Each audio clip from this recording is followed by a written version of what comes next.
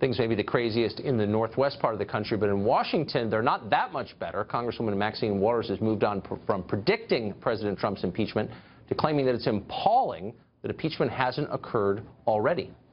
I believe this president should be impeached. I don't care what others say about it's too soon, we don't know, we think.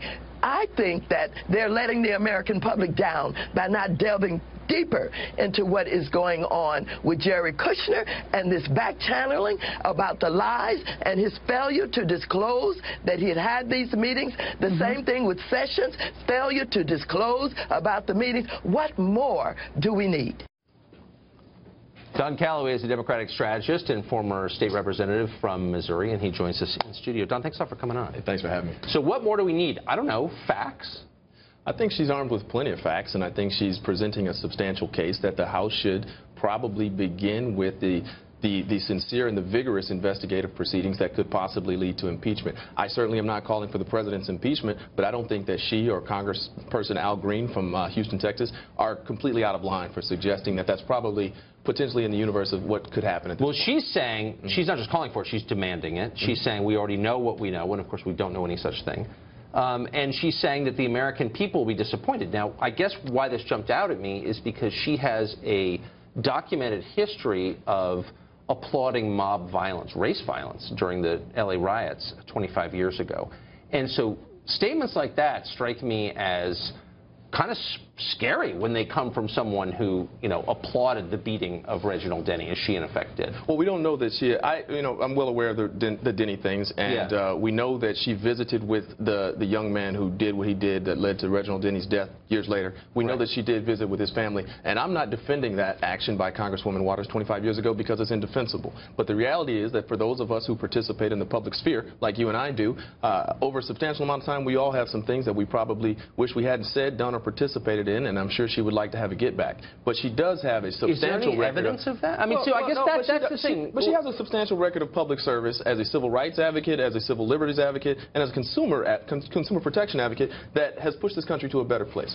Yeah, I'm not aware of any of that history at all. Well, I know she came really close to an ethics charge because apparently her husband got rich based on government policy. No, that's not true. She was investigated by the ethics committee, and it's good that you bring that up because she was completely cleared of any wrongdoing. And essentially, that's all by her peers. No, by her peers in Congress. And essentially, that's what she's asking that President Trump do is submit to a proper inquiry, ethics inquiry, and have the opportunity to present his side and be exonerated just like she was. No wrongdoing. So what? I mean, I guess I'll just make 2 points. One, I'm worried that she has become a folk hero on the left because she is so intemperate and unhinged and outrageous and willing to say anything, and because she's a hater, and they're looking for a hater now to represent them. No, I'm not going to agree with that, Tucker. I think that she has a lot of the appeal that President Trump has to his base, which is that she's willing to say things objectively and in a very blunt way without a lot of the kind of circumspect politician speak. Objectively? She's willing to be very blunt about her positions, and much in the way that President Trump had appealed to his base. You said that and look, I believe in forgiveness, by the way, and I'm a flawed person, and some of my closest friends are very flawed people. Including me. Yeah, but look, when you go and applaud what she applauded, and she went, and when the other defendants were acquitted in the beating of Reginald Denny, he was delivering building materials for low-income housing. I mean, the guy was totally innocent except he was the wrong color, and he was beaten almost to death.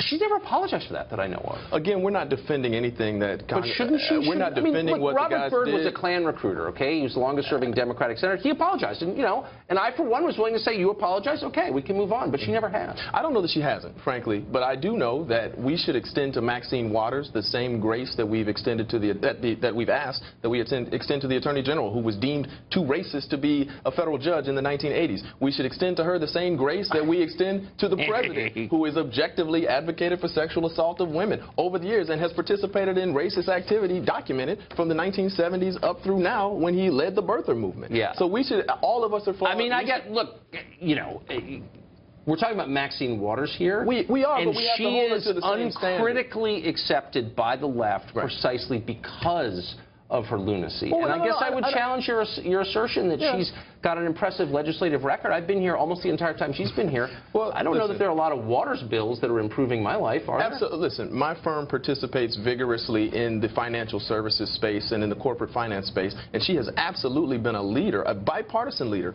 on consumer protection, has put this country in a much better place so that corporations, banks don't take advantage of you and I and the little guys, and I think she's very proud. She should be very proud. Well, I thought her husband was getting rich from a bank. Again, that did not happen. She was cleared of any wrongdoing. He didn't get rich from that? One United Bank in Los Angeles, her husband was on the board of trustees. One United was one of the dozens of thousands of banks throughout this country which participated in the temporary asset relief program. Right. And she was absolutely correct and cleared by any congressional ethics probe that she did no wrongdoing in that. He did not get rich. He's on the board of trustees. Should they not have participated in the same program that thousands of banks in this country, community banks that help little people? If your family's profiting, you should recuse yourself. That's not what happened.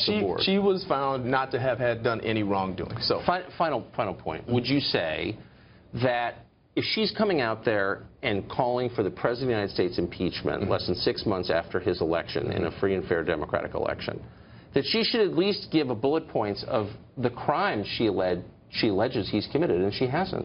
Well, I think that she has alleged the same things that people on both parties have said, is that we need to have a free and open and fair inquiry into a number of things that rise to the level of being objectively questionable. Okay. The back channels with Russia, the continued ongoing meetings with Russia that were not on the record. None of that's a crime. But we need to talk about it, and we need to have a free and fair investigation. Holy smokes, that's all we're talking about. But we need to have a sanctioned investigative process. So, Don, thanks.